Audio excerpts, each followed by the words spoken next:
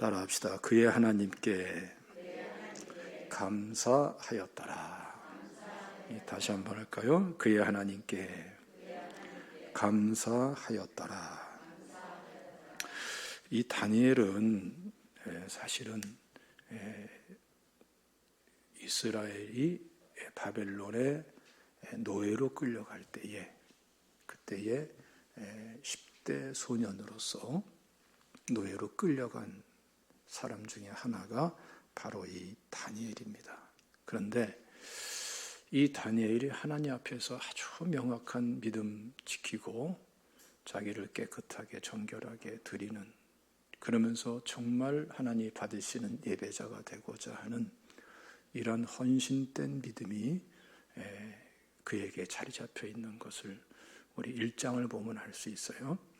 그랬더니 하나님께서 다니엘과 그 세 친구에게 특별한 은혜를 주시죠. 한번 읽어볼까요? 1장 17절 말씀 다 같이 읽겠습니다. 시작. 하나님이 이 네 소년에게 학문을 주시고 모든 서적을 깨닫게 하시고 지혜를 주셨으니 다니엘은 또 모든 환상과 꿈을 깨달아 알더라. 그 학문을 주시고 서적을 깨닫게 하시고 지혜도 주시고 또 환상과 꿈을 통해서 하나님께서 밝혀주시는 그러한 영적인 것도 명확하게 깨달아 분별할 수 있도록 다니엘에게 또 이런 은혜까지 주셨어요. 그러니까 비록 노예 소년으로 끌려갔지만 다니엘은 아주 고관으로서의 삶을 삽니다. 그래서 이 바벨론 제국의 총리가 되고요. 그래서 다니엘의 특징을 보면은 왕이 바뀌고 정권이 바뀌고 나라의 변화가 일어나도 다니엘은 계속 이 제국의 총리가 되는 것을 볼 수가 있어요. 그래서 느부갓네살 왕 때 노예로 끌려간 다니엘이 계속해서 벨세살 왕도 그렇고요, 다리오 왕도 그렇고요, 심지어는 고레스 왕까지 이렇게 변함없이 총리로서 특별한 지위를 누리고 또 그런 가운데에 여러 가지 위기가 있지만 그때마다 하나님께서 다니엘을 도우세요. 그리고 그 위기를 오히려 하나님께서 기회로 삼으시는데 다니엘을 도우시는 기회로 삼을 뿐더러 이 다니엘을 통해서 하나님이 노예로 끌려간 그 바벨론 제국에서 그 하나님이 증거되도록 그렇게 역사하시는 것을 볼 수가 있습니다. 그래서 이 다니엘서를 보는 여러 가지 관점이 있습니다만은 빼놓을 수 없는 중요한 관점이 뭐냐? 지금 복음 전도가 이루어지고 선교가 이루어지고 있다는 거예요. 하나님께 쓰임 받는 이 사람을 통해서 우리 신앙생활도 이렇게 되기를 하나님은 기뻐하시는 줄로 믿으시기 바랍니다. 그러니까 우리는 자꾸 환경을 아쉬워하고 이러저러한 문제의식을 갖고 그러는데 좋아 보이는 문제, 안 좋아 보이는 문제, 그 어떤 문제가 있을지라도 하나님 앞에 바로 서 있으면은 하나님은 반드시 편들어 주시고 들어 쓰십니다. 그리고 그 일을 통해서 주의 복음이 증거되도록 하나님의 영광이 나타나도록 역사하시는 분이 하나님이신 것을 믿으시기를 축원합니다. 이번 주간도 여러분, 여러분들의 주어져 있는 환경 절대로 우연이라고 생각하지 마세요. 이까짓 게 우연 아닙니까? 우연이라도 서운한데 이런 생각하지 마세요. 다 하나님의 주권적인 섭리 속에서 하나님께서 특별한 사랑으로 지혜로 능력으로 허락하신 환경이고 문제고 되어지는 일이라는 것을 인정하시기를 주님의 이름으로 축원합니다. 그 가운데에서 하나님이 무엇을 어떻게 하고자 하시는가, 그 거기에 관심을 기울이고 이 다니엘처럼 하나님께 기도하며 나가면은 얼마든지 모든 것이 하나님의 일이 돼버리고 복음 전도가 돼버리고 축복이 돼버리고 하나님께 돌릴 영광이 되는 줄로 믿으시기를 축원합니다. 할렐루야. 우리 기독교 신앙에 우연은 없어요. 하나님의 주권적 섭리가 있을 뿐이에요. 그러면 하나님께서 지금 내게 허락하신 이 내용은 반드시 하나님께서 영광 받고자 허락하신 것을 우리가 알 수가 있고요. 믿음으로 받아들일 수가 있고요. 또 하나님의 역사를 힘입을 수 있는 줄로 믿으시기를 축원합니다. 오늘 본 말씀은 이 다니엘이 너무나 출중하니까 그 제국 전체에서 총리를 3명을 세우는데 워낙 크니까 그렇죠? 지금 뭐 엄청난 제국이에요. 그런데 그 중에서도 전체 의사소통을 위해서 그야말로 수석 총리 중에 총리를 또 대표해서 업무를 총괄할 수 있는 총리를 세우고자 하는데 왕이 아무리 봐도 그 적임자가 다니엘이란 말이에요. 다니엘. 그 이유가 있죠. 3절 말씀 다 같이 읽어볼까요? 시작. 다니엘은 마음이 민첩하여 총리들과 고관들 위에 뛰어나므로 왕이 그를 세워 전국을 다스리게 하고자 한지라. 그러니까 누구보다도 지혜롭고 역량 있고 신실하고 너무나 탁월하단 말이죠. 하나님이 편들어 주니까 탁월할 수밖에 없죠. 그래서 왕이 이 다니엘을 수석 총리로 세우려 그러니까 주변에서 그냥 발칵 뒤집힌 거죠. 다른 총리들이 우리가 어떻게 저걸 받아들이냐, 별 문제가 다 생긴 거예요. 왜냐하면 다니엘은 출신이 어떤 사람이에요? 저 이스라엘 남쪽 유다 나라에서 나라가 망해가지고 노예로 끌려온 소년이었는데 지금까지 총리 수준까지 세운 것도 이건 말도 안 되는데 총리 위에 총리로 세운다. 도무지 이건 있을 수가 없다. 별 생각이 다, 별 말이 다 있었겠죠. 그래서 이들이 다니엘에 뭔가 흠잡을 것이 있는가, 잘못된 게 있는가를 샅샅이 다 뒤지는데 나와요, 안 나와요? 나오면 말이 안 되지. 흠잡을 데가 없는 거예요. 근데 가만히 보니까 다니엘이 하루에 3번씩 이스라엘 예루살렘 그 성전을 향해서 하나님께 무릎 꿇고 기도하더란 말이죠. 그래서 다니엘을 흠을 잡으려면은 그가 믿는 그 신앙을 꼬투리 잡지 않고는 잡을 길이 없다 해가지고 본인들이 아이디어를 짜가지고 아주 무서운 법령을 만드는 거예요. 우리 7절 말씀 다 같이 읽겠습니다. 시작. 나라의 모든 총리와 지사와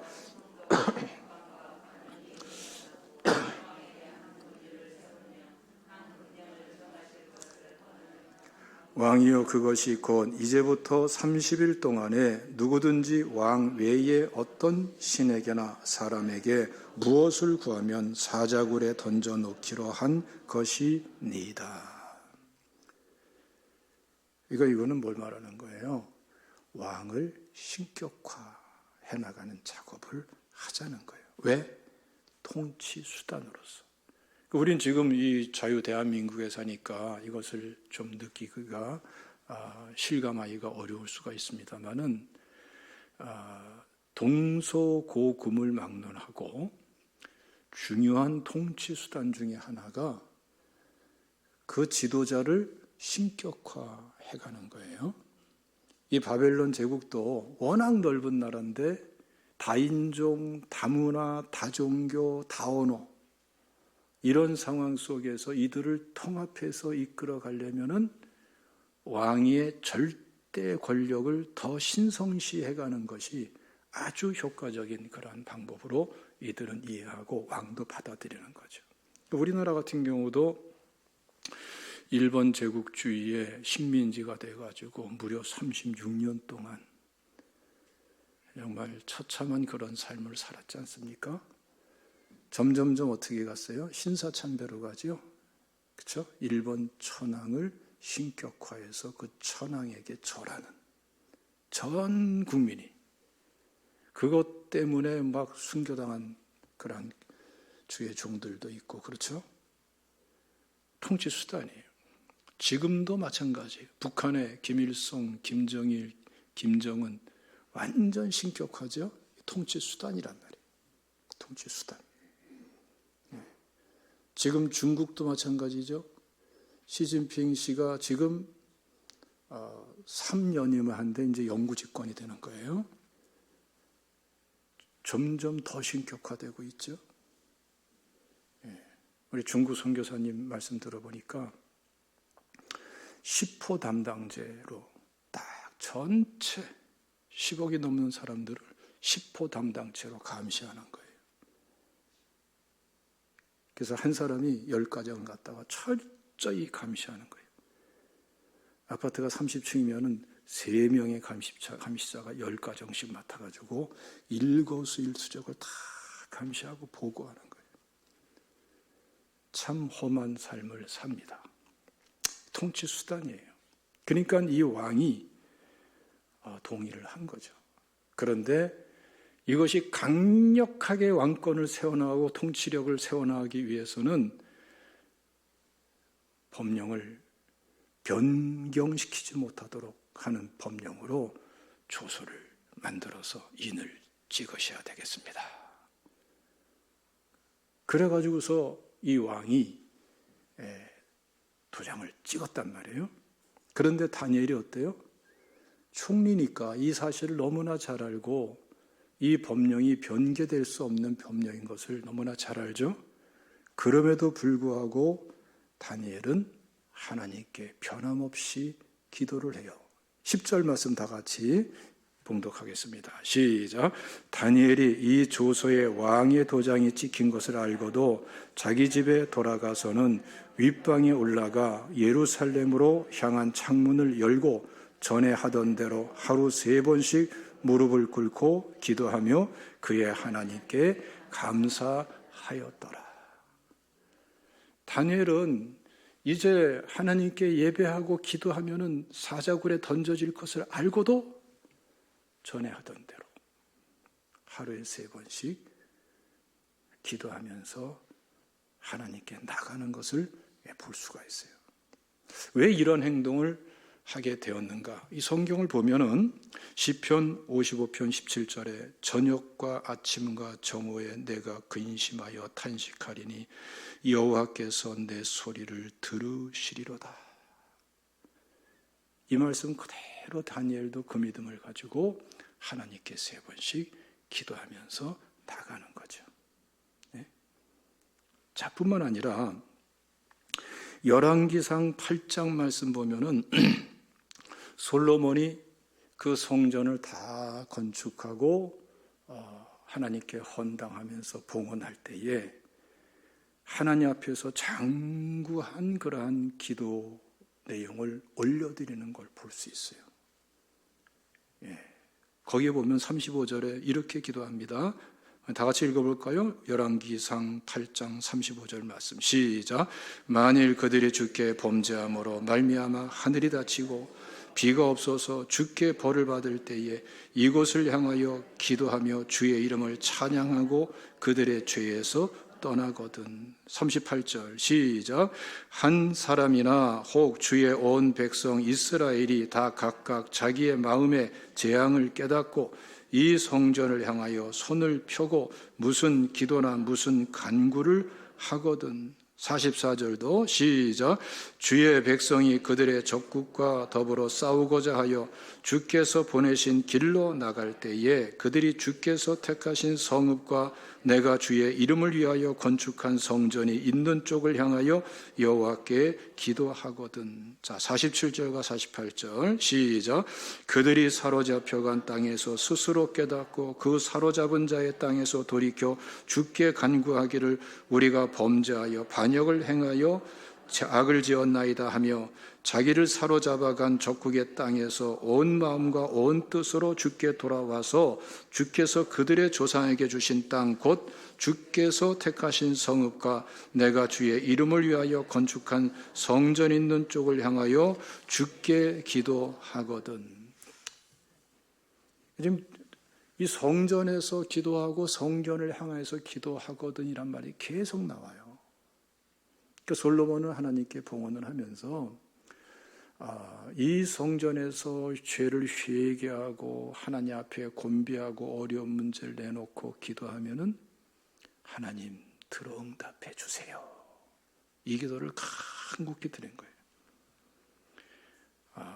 이 건물을 위한 기도가 아니고 이 성전을 통해서 이 백성들이 하나님 앞에 참 예배자가 되고 바르게 돌아오고 바르게 하나님의 사랑을 받고 축복받는 쓰임받는 백성 되게 해주세요. 그리고 이 성전에서 기도하면 너무나 좋은데 성전에서 기도할 수 없는 환경도 있죠. 전쟁터에 나가 있을 때 또는 뒤에 나옵니다마는 우리가 마지막에 읽은 부분 보면 어때요? 적군에게 사로잡혀서 포로가 되고 노예가 되었을 때에 돌아올 수 없죠. 성전에 와서 기도할 수가 없어요. 근데 있는 곳에서 이 성전을 향하여 기도하거든. 저들의 죄를 용서하시고 그리고 저들을 긍휼을 베푸사 저들의 문제를 해결해 주시옵소서. 이렇게 백성들을 위해서 간곡히 기도하고 하나님께서는 바로 그 솔로몬의 기도를 받으시고 응답하신 거죠. 그래서 이스라엘 백성들은 정말 이스라엘 백성들은 환난이 많고 정말 디아스포라 역사이지 않습니까? 정말 온 민족이 흩어져서 사는 그런 때가 얼마나 많았어요. 근데 그들은 성전에 갈 수 있을 때는 성전에 가지만 성전에 갈 수 없는 저 흩어진 외국에서 곤비한 입장 환경에서 기도해야 될 적에는 성전을 향하여 하나님 앞에 기도하며 나가는 이러한 신앙이 딱 자리 잡혀 있는 거예요. 그러니까 다니엘도 이렇게 기도하는 거예요. 우리 제자교회 성도님들도 좀 이러한 기도 생활 하시기를 주님의 이름으로 축원합니다. 할렐루야. 예? 그러니까 여러분 저는 좀 오래전부터 사실은 제가 참 원하는 그런 하나님 앞에 사모하는 마음이 있는 것 중에 하나가 뭐냐 하면은 우리 성도님들이 하루에 한 번은 좀 교회 와서 기도하고 돌아갈 수 있는 그런 신앙생활이 되면 좋겠다. 예? 그런 마음이 저는 굉장히 큽니다. 예. 새벽 기도를 나오면 제일 좋지만 그렇지 않더라도 다른 시간에 하루에 최소한 한 번 이상은 교회에 와서 마음껏 기도하고 돌아가고. 예?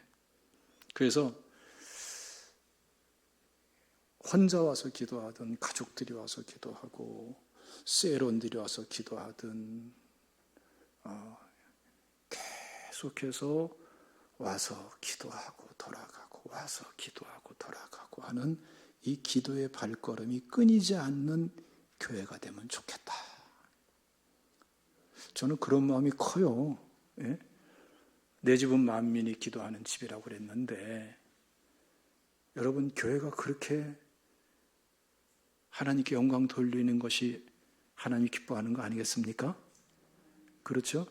그래서 우리 교회는요, 여러분들 당연히 생각합니다만은 일반적으로 그렇지가 않습니다. 우리 교회는 새벽 5시부터 밤 10시까지 우리 성도님들이 언제라도 와서 이 본당에서 기도할 수 있도록 최대한의 배려를 다 하고 있는 거예요. 맞죠? 그렇죠? 일반적으로 교회들이 그렇지가 않아요. 다 잠가놓고 있죠. 네? 왜 근데 우리가 변함없이 지금까지 그렇게 하느냐? 하나님 앞에 나와서 기도하는 것이 그만큼이나 중요하고, 그것이 주의 몸된 교회 성전의 기본적인 그러한 역할이기 때문에 그런 것입니다. 그래서 환경이 되시는 분들은 하나님 앞에 나와서 성전에 와서 기도에 힘쓰시기를 주님의 이름으로 축원합니다. 환경이 안 되는 분들, 정말 상황 자체가 안 되는 분들, 이런 분들은 성전을 향해서 이 다니엘처럼 이스라엘 사람들처럼 하나님 앞에 있는 곳에서 기도하는 그런 시간도 좀 가지시기를 주님의 이름으로 축원합니다. 하나님은 그것을 다 기뻐하시는 줄로 믿습니다. 할렐루야. 그랬더니 하나님께서 사자굴에 던져진 이 다니엘을 구원하시잖아요. 그렇죠? 구원하시고 뿐만 아니라 참 놀라운 일은 이 일을 통해서 하나님이 증거가 돼요. 전도가 되고 선교가 돼버려요. 한번 읽어보겠습니다. 6장 26절 말씀 다 같이, 27절까지 다 같이 봉독합니다. 시작. 내가 이제 조서를 내리노라. 내 나라 관할 아래에 있는 사람들은 다 다니엘의 하나님 앞에서 떨며 두려워할지니 그는 살아계시는 하나님이시요 영원히 변하지 않으실 이시며 그의 나라는 멸망하지 아니할 것이요 그의 권세는 무궁할 것이며 그는 구원도 하시고 건져내기도 하시며 하늘에서든지 땅에서든지 이적과 기적을 행하시는 이로서 다니엘을 구원하여 사자의 입에서 벗어나게 하셨음이라 하였더라. 누가 누구에게 전도합니까? 이방 나라 왕이 자기 백성들에게 전도하는 거예요. 누구의 기도 때문에? 다니엘의 기도 때문에. 그러니까 여러분, 다니엘이 비록 몸은 노예살이 때문에 멀리 떨어져서 성전에 가지 못하지만 그 있는 곳에서 그 성전을 향해서 목숨 걸고 예배드리고 목숨 걸고 기도하는 거죠. 사자굴에 던져질 각오를 하고 하나님께 기도하는 거죠. 하나님은 그것을 통해서 하나님 살아계심을 드러내면서 주의 복음이 증거되게 하시더란 말이에요. 네. 제가 오래전 일입니다만은 제가 서울에서 제가 신학대학원 다닐 적에 이제 고등부 전도사로 그렇게 제가 사역을 했어요. 그런데 우리 고등부 선생님은 아닌데 주일학교 선생님이신데 혼자 믿어요. 그 가정에서. 근데 부모님들이 엄청 핍박이 심해요. 그런데 이 선생님은 정말 열심히 있게 어린 영혼들을 돌보는 분이었어요. 그런데 이 부모가 마침내는 핍박이 심해져 가지고 그 다 큰 딸인데 관연한 그런 딸인데 집에서 못 나가게 하고 또 집에서 못 나가게 하기 위해서 극단적으로는 머리를 잘라버렸어요. 가위로. 그 정도로 아주 그냥 극단적으로 핍박하는 그러한 부모님이에요. 그런데 이 주일학교 선생님이 그때부터 집에 못 나가게 하고 머리를 잘랐으니까 그 집에서 금식 기도를 하는 거예요. 15일 작정 금식 기도를. 그 금식 기도 내용이 뭐냐? 우리 가족들 예수 믿고 구원받게 해주세요. 그 핍박을 기점으로 해가지고 그 기도가 시작이 됐어요. 그 15일의 금식 기도가 진행되는 과정에 성도님들에게 나눠지는 얘기가 있었어요. 심지어는 그 주일학교 선생님들, 주일학교 꽤 컸는데 그 주일학교 선생님들 간에 나눠지는 얘기도 제가 직접 들은 경험이 있었어요. 너무 극단적인 신앙 아니야? 선생님들이 그런 얘기를 하더라고요. 같이 기도해 주는 분도 계시지만 기도해 주면서도 아니 그렇다고 해서 15일 금식 기도하는 거 너무 극단적인 행동 아니야? 그래서 핍박받게 된 거 아니야? 이런 말까지 나오는 거예요. 그래서 참 하나님 앞에 깨어서 핍박받는 사람은 외롭고 핍박받으면서 기도하는 사람은 참 외롭구나 하는 생각을 제가 경험한 적이 있어요. 그런데 놀라운 일이 있어요. 15일 금식 기도를 했는데 금식 기도 마친 그 다음 주에 그렇게나 핍박하던 부모님과 온 가족이 다 같이 자기 딸과 함께 교회를 나왔어요. 근데 여기서 중요한 게 뭐냐면은 우리 내 딸이 죽겠구나 하고 정신 차리고 같이 나오자 하고 나오는 그런 경우도 있을 수가 있는데 그런 게 아니고 그냥 몸만 나온 게 아니라 다 예수 믿고 구원받았어요. 다 죄를 회개하고 있으면 영접했어요. 기적 아닙니까? 몸은 나오는 건 자기가 할 수 있다 할지라도 자신의 죄를 회개하고 예수님을 영접하는 것은 그렇게 되는 게 아니에요. 하나님의 역사는 기도를 통해서 이루어지고 결단하는 기도를 통해서 이루어지고 이 다니엘과 같은 기도를 통해서 하나님의 역사는 일어나게 되는 것입니다.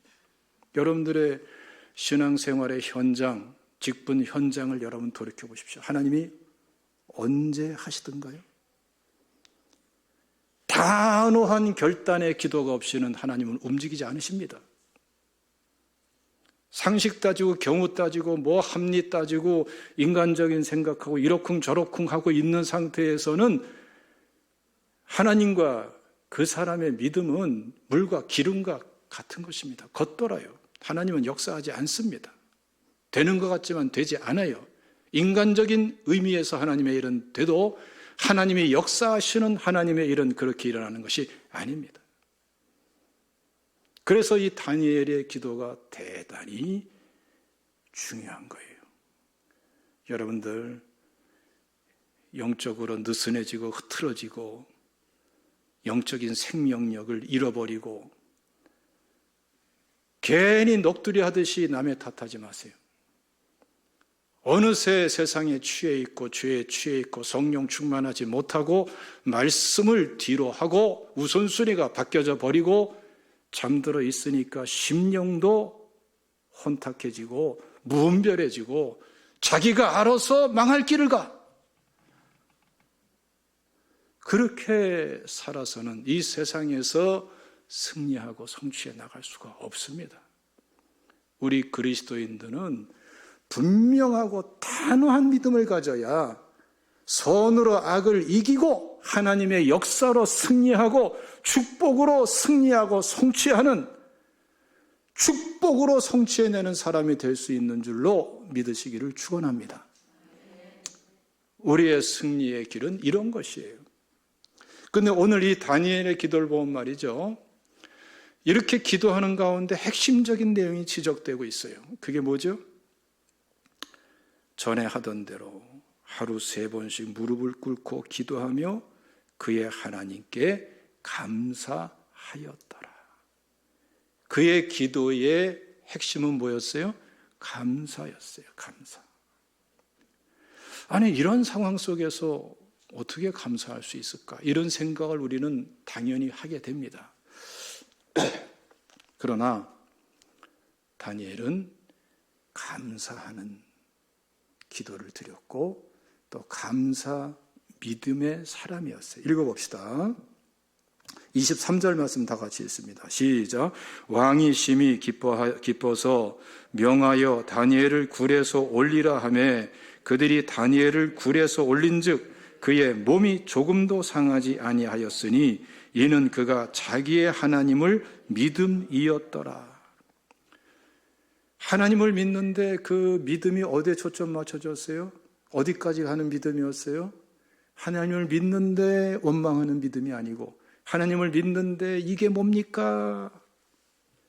그동안엔 도와주셨는데 왜 이렇습니까? 하면서 엉뚱한 소리 하는 믿음이 아니고 하나님을 믿는데 하나님께 기도하는데 그 믿음의 기도는 감사하는 차원의 기도였단 말이에요. 이게 굉장히 중요한 의미가 있는 것입니다. 도대체 어떤 내용으로 감사했을까? 성경에 구체적으로 항목이 나와 있질 않아요. 그러나 전체적으로 보면은 우리가 분명히 알 수 있는 게 있어요. 과거와 현재 관련된 내용이겠죠. 그러니까 지난 시간에 하나님께서 주신 은혜들에 대해서, 지난 시간에 하나님께서 베풀어 주신 그 사랑에 대해서, 그 도우심에 대해서 감사하는 사람. 네, 그렇죠? 나라가 망하고 노예 손원으로 끌려왔는데 그동안에 기가 막힌 과정들이 많았지만 그 모든 것이 합력선을 이루고 전화 이복이 되게 하면서 하나님이 증거되고 전파되면서 지금 이렇게 수속 총리의 물망에 오른 이 다니엘, 지난 시간을 쭉 돌이켜보면은 감사할 것밖에 없죠. 여러분들 우리 개인의 삶도 마찬가지예요. 파란만장한 일들이 많이 있었을지라도 정말 하나님 앞에서 하나님의 관점으로 바라보면은 그 모든 것들이 감사할 수밖에 없어요. 다 은혜예요, 은혜. 그렇죠? 그걸 감사하는 거예요, 감사. 지난 시간의 모든 것이 감사로 바뀌어버리니까 현재의 지금 닥쳐있는 이 문제 속에서조차도 다니엘은 감사 기도를 드릴 수 있는 사람이 된 것이었어요. 여러분, 이것은 왜 이렇게 우리가 생각할 수 있냐면은 지난날에도 이 다니엘은 비슷한 일이 있었어요. 느부갓네살 왕 때에 금신상에 절하지 않는다고 맹렬히 타는 풀무불에 던져진 적이 있어요. 그 불에 던져지면서 다니엘이 그리고 자기 친구들과 함께 왕에게 한 말이 있어요. 한번 다 같이 읽어보겠습니다. 다니엘서 3장 16절 말씀부터 18절까지 다 같이 읽습니다. 시작. 사드락과 메삭과 아벳느고가 왕에게 대답하여 이르되 느부갓네살이여, 우리가 이 일에 대하여 왕에게 대답할 필요가 없나이다. 왕이여, 우리가 섬기는 하나님이 계시다면 우리를 맹렬히 타는 풀무불 가운데서 능히 건져내시겠고 왕의 손에서도 건져내시리이다. 그렇게 하지 아니하실지라도 왕이여, 우리가 왕의 신들을 섬기지도 아니하고 왕이 세우신 금 신상에게 절하지도 아니할 줄을 아옵소서. 그러면서 풀무불에 던져지는 이 사드락과 메삭과 아벳느고와 이 다니엘의 모습을 보세요. 여러분, 이 놀라운 일이에요, 여러분. 하나님께서 원하시면은 풀무불에서도 우리를 능히 건져내십니다. 그러나 그렇게 하지 아니하실지라도 우리는 저 신상에게, 우상에게 절할 수가 없습니다. 우리의 예배의 대상은 오직 하나님이십니다. 이게 다니엘의 믿음이었다고요. 할렐루야. 예? 그러니 여러분, 지금 이 사자굴에 던져질 위기에서도 다니엘은 어떤 마음 갖겠어요? 하나님께서는 능히 건질 수 있는 분이시고 그리하지 아니하실지라도 나는 하나님 앞에 예배드리는 것 중단할 수 없고 기도하는 것 중단할 수 없습니다. 예루살렘 성전을 향해서 나는 기도하겠습니다 하면서 기도해 나가는, 그러면서 사자굴에 던져지는 이 다니엘의 모습을 우리가 볼 수가 있어요. 그러니까 여러분, 다니엘은 어떤 삶을 산 거예요? 당장 죽어도 후회됨이 없는 삶을 살고 있는 거예요. 여러분, 그렇게 살고 있습니까? 여러분들 하루하루의 일정이, 하루하루 일과가 새벽부터 잠자기까지 내가 천지가 개벽을 해도 나는 후회됨이 없이 나는 지금 이 삶을 산다라는 그런 삶을 살고 있습니까? 하나님이 기뻐하시는 그 가치 기준에 따라서 맞춰서 살고 있습니까? 그런 아주 유명한 말이 있지 않습니까? 나는 내일 지구에 종말이 온다 할지라도 뭘 심어요? 한 그루의 사과나무를 심는다고. 우리는 사과나무 심지 말고 하늘에 상급을 심어야지. 믿습니까? 믿음을 심어야지. 그런 사람은 감사할 수 있어요. 지금 감사할 수 있고 지금 이 환경에 감사할 수 있는 사람은 왜 지금 감사할 수 있습니까? 지난 시간의 내용들이 감사해요. 감사해요. 하나님과의 관계에서 감사해요. 그리고 지금도 변함없이 그 연장선에서 이 하루를 살아요. 지금 죽어도 여한이 없어요. 어제 한 일, 오늘 돌이켜봐도 여한이 없어요. 오늘 할 일, 내일 돌이켜봐도 후회됨이 없어요. 하나님이 허락한 시간, 하나님이 받으시는 대로 드려져요. 오늘 죽거나 내일 죽거나 모레 죽거나 큰 차이가 없어요. 자, 이러한 사람이 바로 다니엘이고 하나님을 아는 사람이고 믿음이 있는 사람인데 그래서 감사할 수 있는 사람이고 이 감사 믿음의 은혜가 바로 여기에 있는 것입니다. 사랑하는 성도 여러분, 제가 그런 말씀을 드렸죠. 감사 항목들을 쭉 적어보세요. 물어보진 않아요. 그러나 알아서 하세요. 해도 되고 안 해도 되는데 하면은 차이가 많아져요. 감사 항목을 쭉 적어보라요. 그 하나하나 적으면서 그게 정말 감사였구나. 하나님께 감사, 다른 성도님들께, 교회 지체들께, 가족들에게, 이웃들에게 감사한 항목들이 하나하나 목록이 작성되면서 이게 다 누구로, 무엇으로 인한 감사예요? 하나님의 은혜로 인한 감사지요.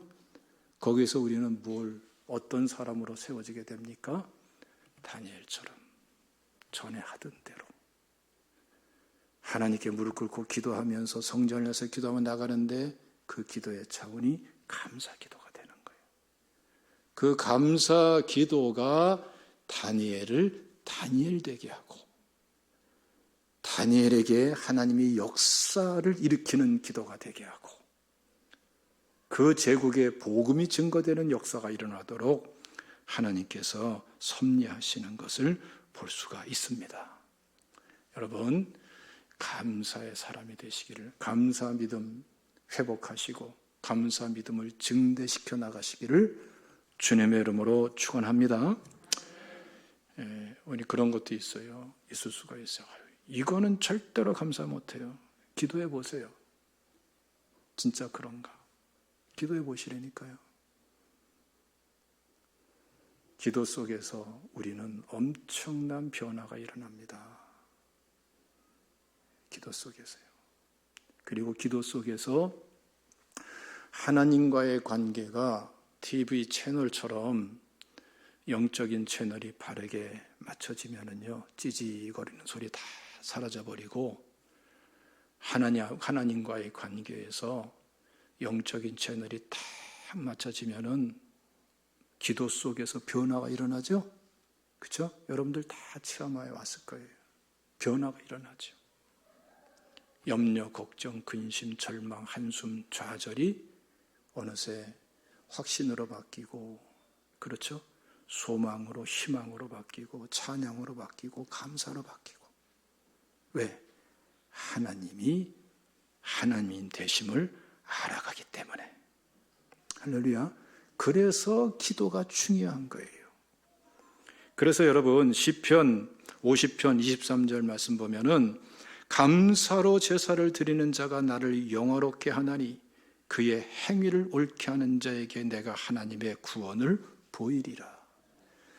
감사가 이루어지는 기도는 하나님과의 영적인 채널이 딱 제대로 잡혀 있는 기도. 하나의 그 기준이 됩니다. 거기서 하나님의 역사가 일어나게 되는 줄로 믿으시기를 축원합니다. 누가복음 17장 말씀 보면은 10명의 문둥병이 치료됐잖아요. 근데 유대인 문둥병 환자들은 그냥 다 자기 집으로 가버리고 전대받던 사마리아 문둥병 환자만 치료받은 다음에 예수님께 돌아와서 하나님 예수님께 엎드리고 감사드리죠. 그랬더니 예수님이 뭐라고 그러세요? 10사람이 다 깨끗함을 받지 아니하였느냐? 그 9은 어디 있느냐? 이 이방인 외에는 하나님께 영광을 돌리러 올 자가 없느냐? 그러니까 감사 차원의 기도가 하나님께 영광 돌리는 기도예요. 감사 생활이 하나님께 영광 돌리는 생활이고요. 감사하는 언행이 하나님께 영광 돌리는 언행이에요. 그러면서 말씀하시죠. 일어나 가라. 내 믿음이 너를 구원하였느니라. 또 다른 하나님의 은혜를 감사가 드려질 때에 감사 믿음, 감사 간구, 감사 예배 속에서 또 다른 구원의 은혜를 허락해 주시는 것을 볼 수가 있어요. 여러분, 감사는요, 하나님과 나와의 관계의 깊이, 또 예배의 깊이를 다 여기서 결정하게 되는 것입니다. 우리 시편 말씀 읽어봅시다. 시편 100편 4절 말씀 다 같이 봉독합니다. 시작. 감사함으로 그의 문에 들어가며 찬송함으로 그의 궁정에 들어가서 그에게 감사하며 그의 이름을 송축할지어다. 참 저는 이 말씀이 저 은혜가 되더라고요. 우리가 몸은 이렇게 성전에 와 있는데 진짜 우리의 심령이 하나님의 성전의 임재에 합당하게 그 임재 안으로 하나님 나라의 임재와 통치와 권능과 영광 안으로 들어가는 중요한 분기점, 마치 성막의 문을 성전의 문을 열고 들어가듯이 새롭게 하나님의 임재 안으로 들어가는 중요한 분기점에 우리의 영적인 상태는 어떤 상태예요? 바로 감사가 회복된 기도와 찬양, 그 심령이란 말이에요. 그럼 마침내 그 성소 안에 들어가서 하나님께 영광 돌리며 더욱더 친밀하게 영광 돌리는 우리의 영적인 상태의 기준은 뭐예요? 보세요. 감사하며 그 궁정에 들어가서 그에게 감사하며 그의 이름을 송축할지어다.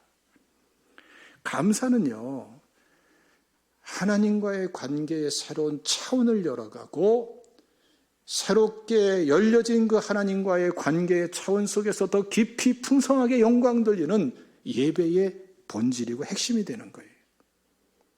그러므로 여러분, 이 다니엘이 하나님 앞에 3번씩 무릎 꿇고 기도하면서 기도하는데 감사하였다. 굉장히 중요한 지적이에요.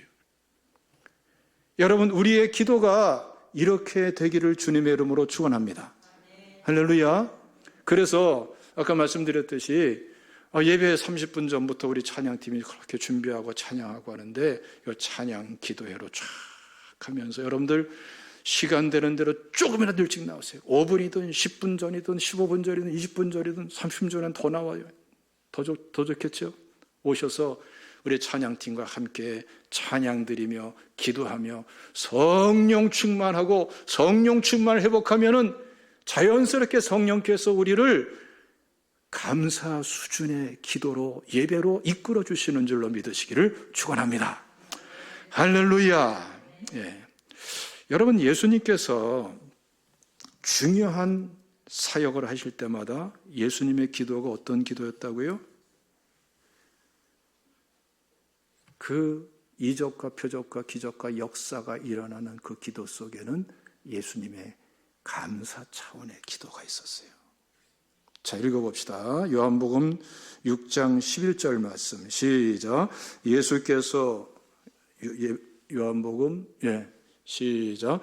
예수께서 떡을 가져 축사하신 후에 앉아있는 자들에게 나눠주시고 물고기도 그렇게 그들의 원대로 주시니라. 이 축사라는 건 감사했다는 거, 업문상으로는. 그러니까 오병이어로 5,000명을 먹이시는 그 기적의 현장에서 기적을 일으켜 주시는 그 기도의 세계, 믿음의 세계는 여러분 어떻게 집약이 돼서 설명되고 있어요? 감사 기도였다. 감사 차원의 기도였다. 또 한 군데만 읽어봅시다.